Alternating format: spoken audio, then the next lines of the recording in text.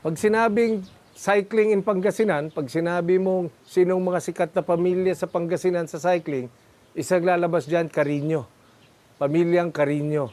So ngayon, ang guest natin, skipper, boss, coach, manager, and ngayon, Rider. rider ng Team Pangasinan, Joshua Carino. Joshua, maraming salamat at pinagbigyan mo kami sa kwentuhang ito. Kamusta ang karera, Joshua? Ayun. Salamat din po, sir, sa pag-imbita. Noong 2018, nag-champion ka sa Le Tour. Yes po. Tapos nagkaroon tayo ng COVID. 2 taon yun, nawala. Tapos nag-coach ka na lang di ba? Yes po. Sa Team Victoria. Yes po. Paano ka na convincing bumalik? Yun nga po, sir. Noong last year, last stage ng Baguio, sabi ko kasi, retire na ako. Pero nakita ko yung crowd from Lion to Kamjanhay. Yung crowd, grabe. Parang kinalabutan ako na, gusto ko pang maranasan tong ganito. Ganun na. Opo. So na-inspire ka sa dami nung nanonood. Yes po. How old are you now? 33 po. 33. Ilang taong ka nung nagsimula? 15. Oh, so lampas kalahati ng buhay mo, nagbibisikleta ka. Ano ang meron sa cycling na gustong-gusto ng mga katulad nyo na mga bata, mga profesional na nandito sa Pangasinan? Anong meron? Nung una, sir, nanonood kami ng karera.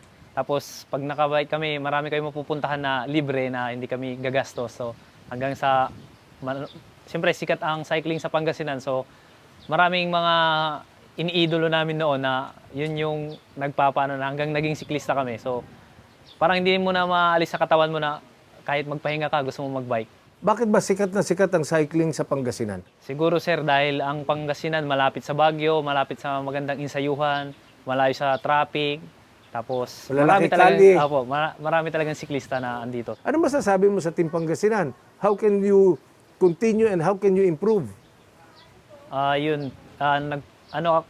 Parang thankful ako dahil ako yung pinagkatiwala na gawing team captain sa Team Pangasinan kahit alam namin na siyempre maraming malalakas sa team pero sabi ko ang Pangasinan is magkakaroon ng gusto ko ma-develop kasi kumbaga home of the champion tayo so dapat tuloy-tuloy yung Pangasinan. Kaya nilid ko ang Team Pangasinan. Kumbaga ba sa basketball, playing coach ka Yes po. Hindi ba? Yes. Rider coach ka di ba? Kaya alam mo kung paano yung paggabay, alam mo rin kung paano ilaro.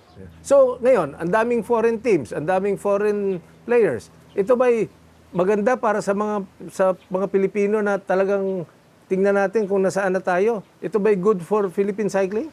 Yes po, sir. Ang laking exposure po kasi tulad nun nila Anthony Hobby, malakas, galing World Tour. So makikita natin kung asan yung level natin tapos makikita natin na gano'n na pala sila ka-advantage sa mga European. Joshua Carino of Team Pangasinan. Mabuhay ka, Joshua.